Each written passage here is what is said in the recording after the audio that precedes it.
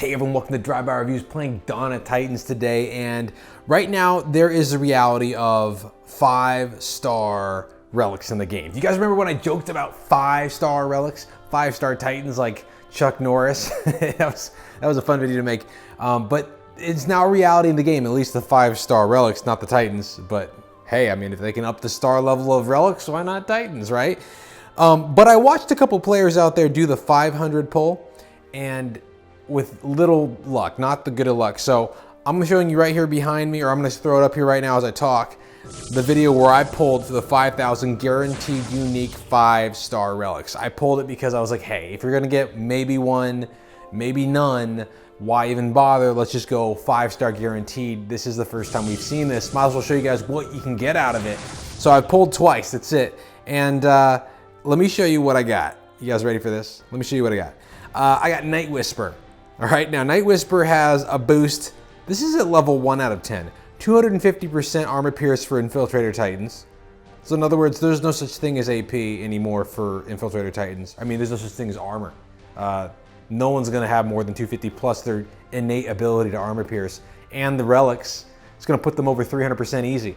30% troop damage overall and 24% troop health, which is odd, by the way. That's odd for an Infiltrator. An Infiltrator Titan is usually going to be, maxing himself out. So it's an interesting spread. I'm not sure what those max out at, but that's awesome for level 1. Keep in mind, it only can be equipped to an Infiltrator Titan. That's what's interesting about these items, unlike some of the other ones out there that can be kind of used for mostly any Titan. Stormbringer was the other 5-star item, and I was really excited about this one because it goes on to the already overpowered Ranger, and that's what I was looking for, was a Ranger relic. And this was 30% Titan and troop armor piercing, which is, honestly, I like it better than the massive 240, 250% buff from the Nightwhisper, because Rangers are really great at buffing. A lot of the Ranger options are great at buffing troops. So you got AP to them and troops. Then you got troop damage and troop health again.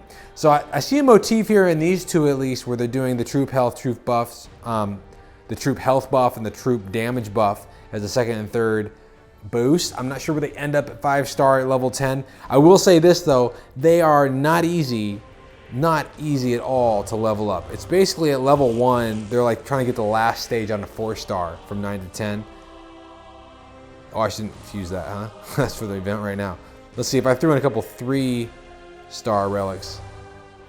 Yeah, like level 1 to level 2, you might have some good shots at throwing 3 stars at it, but this is going to be a beast to level up. I will, however, use it in the future, and you guys can check out Stormbringer and Nightwhisper in future videos. But, man, use your Divine Stones wisely, because 5-star relics are extremely rare in the game right now. Should we do a poll? What do we got? We got a daily deal. There was like a really good... No, there was like a really good package they were selling for a while. Well, whatever. We'll get back to it. We'll do a poll, maybe some other video. Because I wanted to kind of focus on just that. I actually did do epic token polls. You guys can check this out. I had some epic tokens to pull. If I recall, it wasn't impressive what I got out of those epic tokens. But that's the risk you run.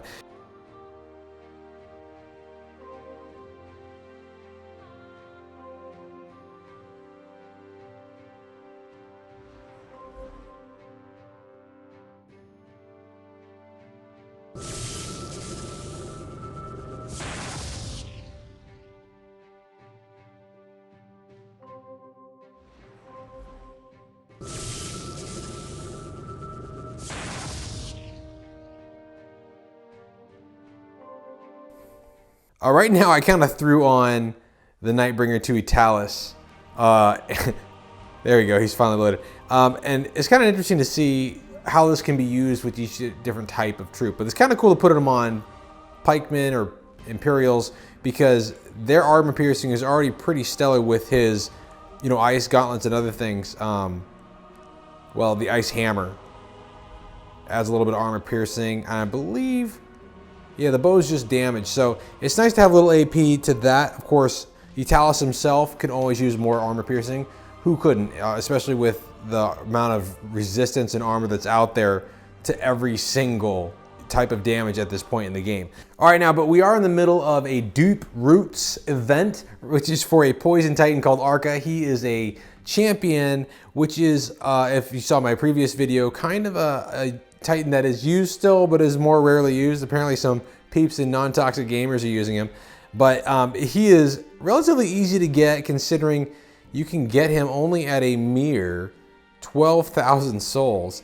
And at the same time, they reintroduced land anchoring. If you guys aren't familiar with that, that's something that they have been trying to put into the game. As you guys saw, I lost some lands there.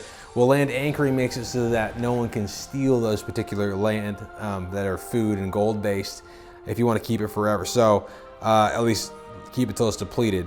And use the anchor option. If you guys want to look more into that, it's a pretty simplistic approach to the idea of making some lands unattainable by enemies.